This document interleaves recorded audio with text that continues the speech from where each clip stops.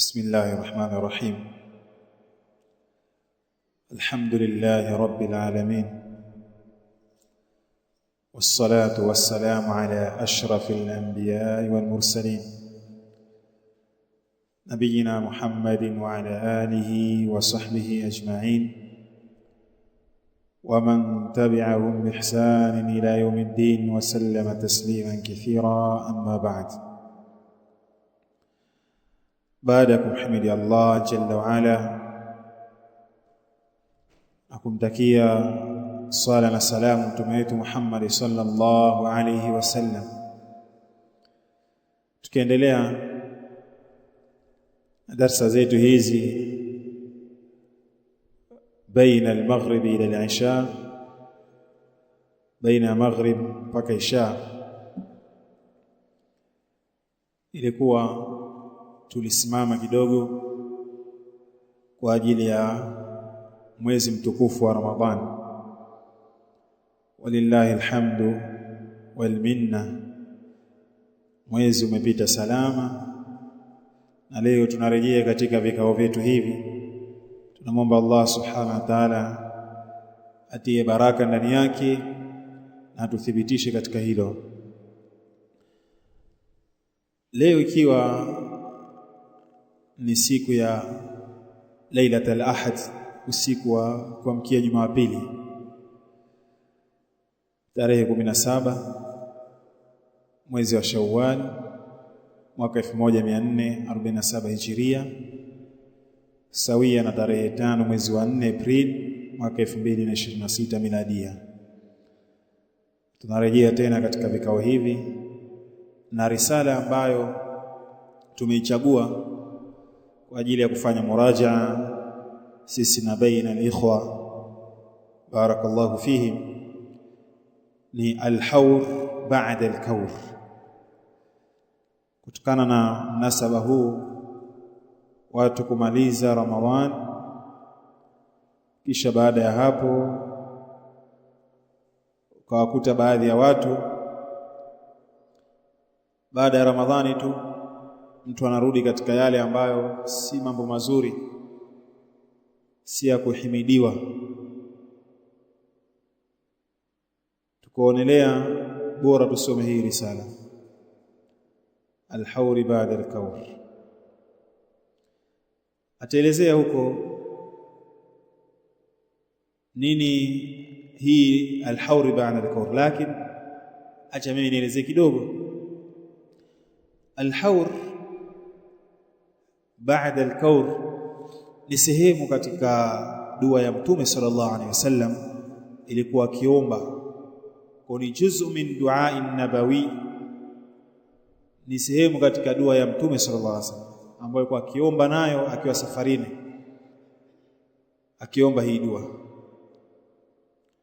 alikuwa akisema Allahumma inni a'udhu bika min wa'atha'i as-safar وكآبة المنظر أو كآبة المنقلب والحور بعد الكور. Kwa maana hili jina la kitabu limechukuliwa katika hadithi hiyo, utaelezea huko, lakini hapa katika kilugha hili neno asli wanasema Kiarabu al-kauri au al-hawr, asli yake al-hawri ni ile naqdul imama, ni kuvua kile kilemba, kukichengua. Manake mtu amevaa kilemba kisha akakichengua akakivua, baada lafiha, baada ya kuwa amekivaa. Sasa ile kukivaa inaitwa al-kaur. Ile kukivua yani baada ya amekisha kipamba kile kilemba akakiharibu, manake ile inaitwa al-haur. Ndio maana maneno haya, kwa sababu al-kaur huwa lafu al-imama. Al-kauri ni kukivaa kile kilemba vizuri, ala ras, katika kichwa, na akakifunga vizuri. Wal-hauri manake huwa naqduha, ni ile kukivua kwake. Haya ndio maneno kwa Kiarabu, na ataelezea ndani maana maneno haya. Manake ni mtu baada ya kuwa yuko katika taa, ghafla akaingia katika maasi, yuko katika imani, ghafla akaingia katika kufur, wal iyadhu billah. mtu alikuwa na istiqama katika Ramadhani lakini baada ya Ramadhani akarejea akaanza uvivu na vitu kama hivyo. Hiyo ndio al-haur ba'da al-kur, yani baada ya neema mtu anapata nakma. Ndio asli ya haya maneno al-haur ba'da al-kur. Risala hii ameandika na kuikusanya al-Sheikh al-Fadil al-Sheikh Ibrahim ibn Abdullah al-Mazru'i hafidhahu Allah ta'ala, na risala zake nyingi tumesoma katika msikiti huu na baadhi ya amakin nyingine. Tunaomba Allah subhanahu wa ta'ala muhifadhi. Tukiingia ndani ya risala sawa muqaddimatu na utangulizi.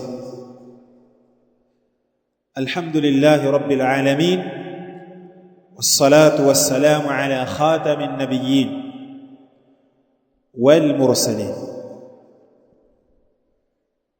wa ashhadu an la ilaha illa Allah wahdahu la sharika lah wa ashhadu anna Muhammadan abduhu wa rasuluhu, amma ba'd.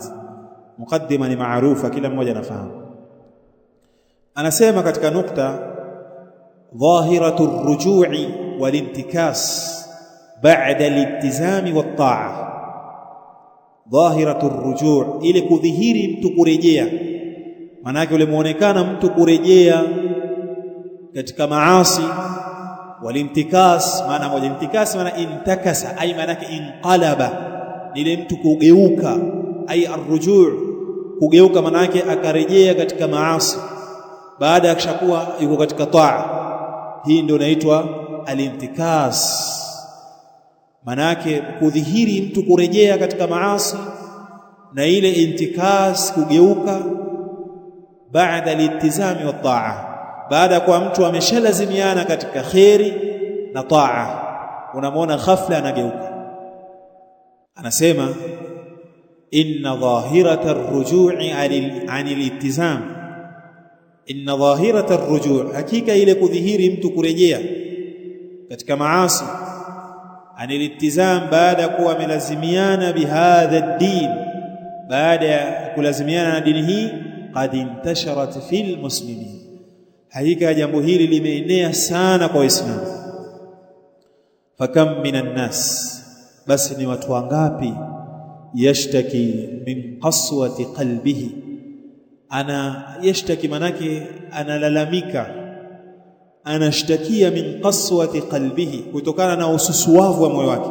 Mtu aweza kukuta akamwambia bwana ustadhi, naona moyo wangu uko mgumu sana, msusuavu.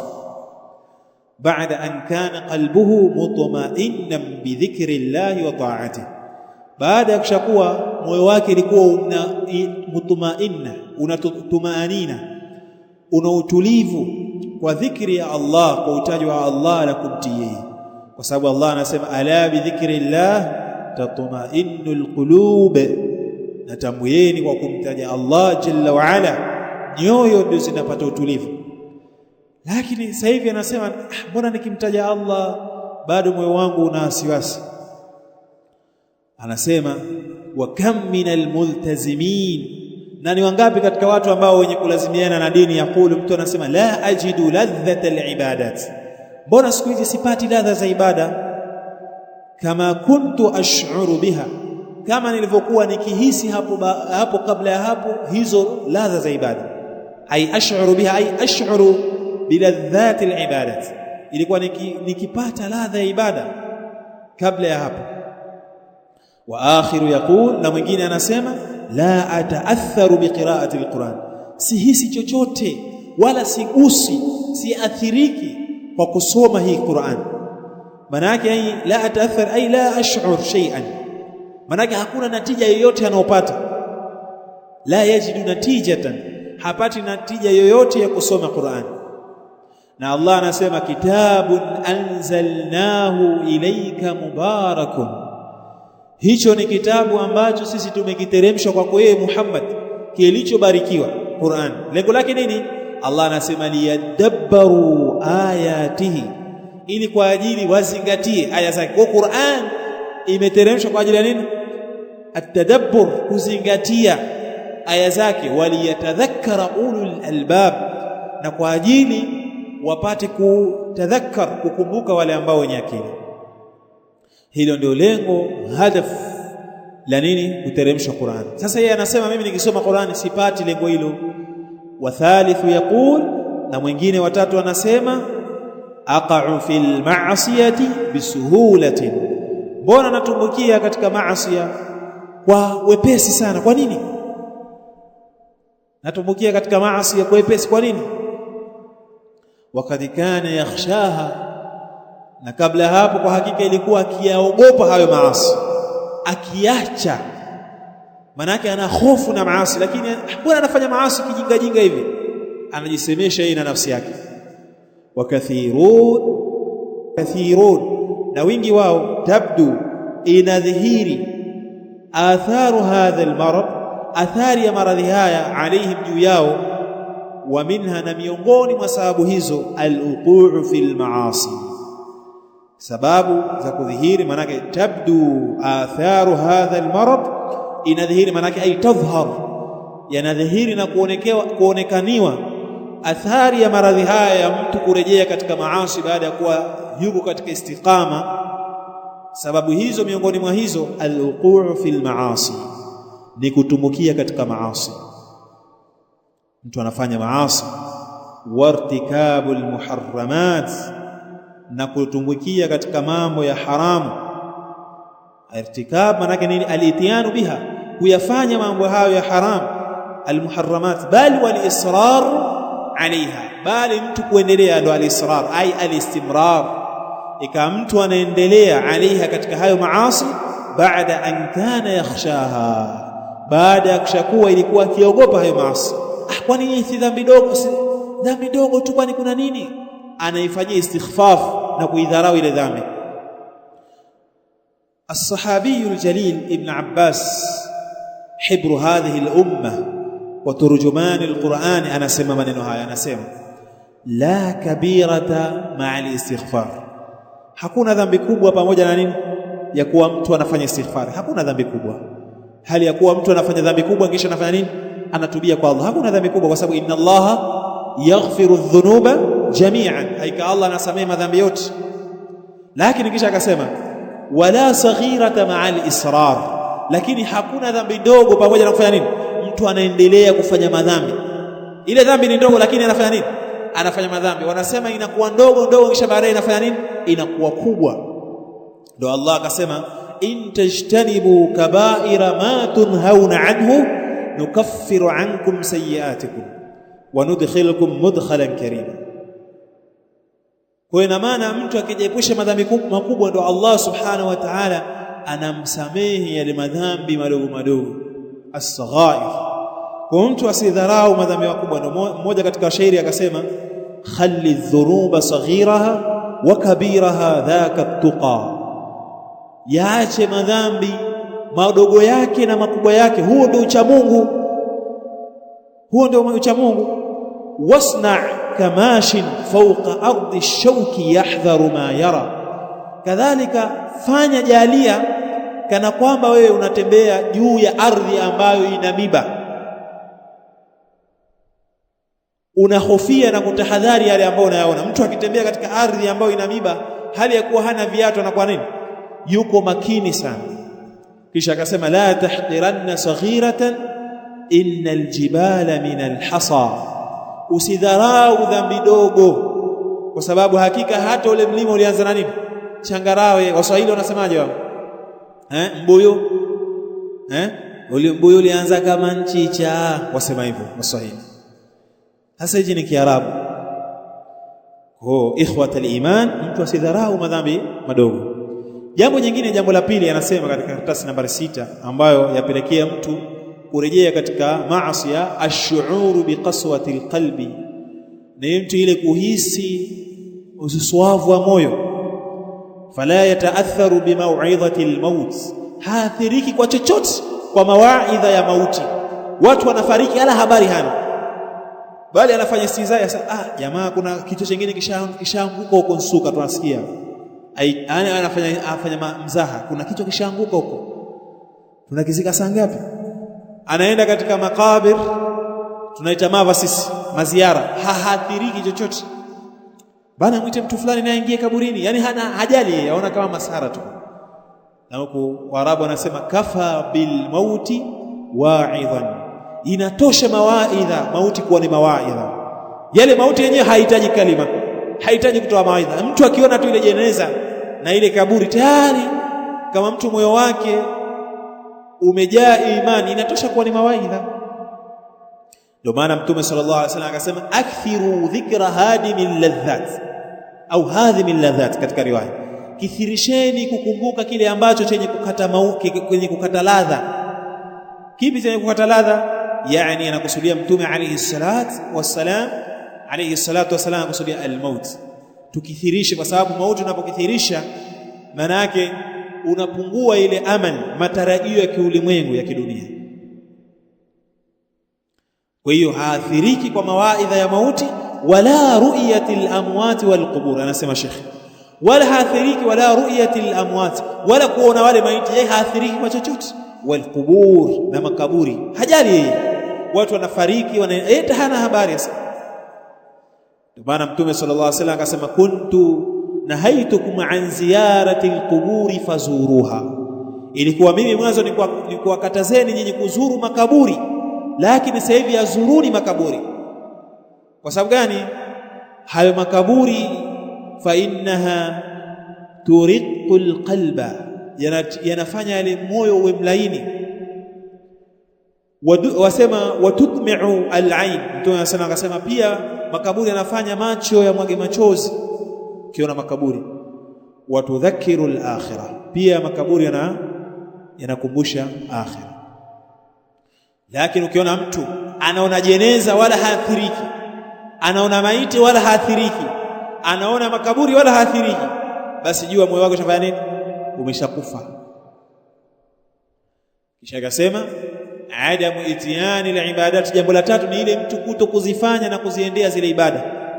Fala tajidu ladhatan fi adai salati, hahisi kupata ladha katika kutekeleza sala, wa tilawati al-Qur'an, na kusoma Qur'an, wa ghairiha, na sio kwa hayo. Watajidu takasula ani ta'at, na utakuta anapata uvivu katika kumtii Allah, wal ibadat, na kufanya ibada mjitu uvivu sana. Bali katika adhkari za sabaha na masaa, dhikri ambazo zimekuja asubuhi na jioni, katika dhikri hizo ni kujilinda na nini? Kujilinda na uvivu. Allahumma inni a'udhu bika min al-kasal wa su'il kibar. Allah, najilinda kutokana na nini? Uvivu, kwa sababu uvivu umekula muda wa watu wengi sana. Uvivu umeharibu ibada za watu wengi sana. Naam. Kwa hiyo anapata takasul ani ta'ati wal ibadat, bal wa ida'ataha bisuhulati, bali na kuzipoteza hizo ibada kwa wepesi kabisa. Hasali muda unaotakiwa, anasali muda anaotaka yeye, bal an kana yahrisu alaiha, bali ilikuwa mwanzo kabla ya hapo yahrisu alaiha, akifanya pupa katika hizo ibada, akidumu katika ibada, lakini unamkuta anapotoka anaacha njia sawa. Jambo la nne, rabi'an, jambo la nne, al-ghaflatu an dhikrillah, mtu kuwa na ghafla katika kumtaja Allah, hana habari ya kumtaja Allah. Fala yuhafidhu ala al-adhkar ash-shar'iyya, hadumu katika dhikri za kisheria. Yuhafidhu hapo si kuhifadhi, la. Hafadha yuhafidhu maana yake ni ile mudawama, muhafadha, ai maana yake la yudawim, hadumu. Ndio Allah akasema hafidhu ala as-salawati was-salati al-wusta, dumuni katika sala, na sala ya kati na kati ipi? Salatul asr, wa qumu lillahi qanitin. Na yani siku hifadhi maana yake ni kudumu katika sala, maana yake ni kudumu. Kwa hiyo la maana yake ra'ahu wa dhabba anhu, ni ile mtu kuchunga na kudhibiti, ikawa yeye amedumu katika jambo hilo. Kwa fala yuhafidhu ala al-adhkari ash-shar'iyya, hadumu katika zile dhikri za kisheria. Kama zipi? Baada ya sala za asubuhi na jioni, kabla ya kulala. Hizi ni dhikri muhimu sana, kuingia chooni, kutoka, dhikri muhimu sana, kutokana na haya majanga ambayo yameenea, ambao watu wanaita maradhi ya Kiswahili, wala hakuna maradhi ya Kiswahili. Kwa mtu kama hadumu katika adhkari hizi, Allah anamsalitisha, wal-iyadhu billah. Anasema baada an kana harisan alaiha, baada ya shakuwa ilikuwa muda wa kabla ya hapo akipupia katika kudhibiti nini? Adhkari hizo. Khamisa, jambo la 5, ihtiqarul ma'rufi, mtu ihtiqarul ma'ruf ni ile yani kudharau jambo jema. Wa adamul ihtimam bil hasanati al qalila, na kuto kutilia umuhimu bil hasanati al qalila, yale mambo mema ambayo ni madogo madogo. Sala ya sunna tu hiyo. Mtume sallallahu alaihi wasallam anasema rak'at al-fajri khairun min ad-dunya wa ma fiha, raka mbili za alfajiri ni bora zaidi kuliko dunia na vilivyomo. Utamkuta mtu atakwambia kwani nini? Si sunna tu hiyo, anadharau. Kwa maana anaacha. Utamkuta mtu hana muadhaba wala muhafadha juu ya zile rawatib, hana habari. Baada an kana harisan